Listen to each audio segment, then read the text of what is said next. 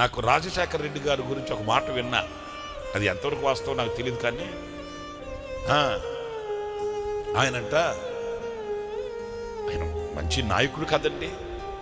ఆయన భోజనం చేసేటప్పుడు ఈ ఏమంటారు దాన్ని, లావు బియ్యం ఉంటే దొడ్డు బియ్యం, అటువైపు దొడ్డు బియ్యం అంటారు, ఎంతదా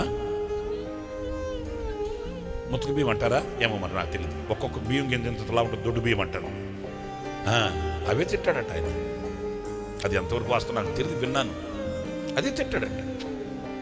ఏది మామూలుగా పేద ప్రజలు అందరికీ దొరుకుతాయి కదా, ఎంతలా ఉంటాయి బియ్యం, అదే ఇష్టపడతాడంట ఆయన, అదే తిట్టాడంట.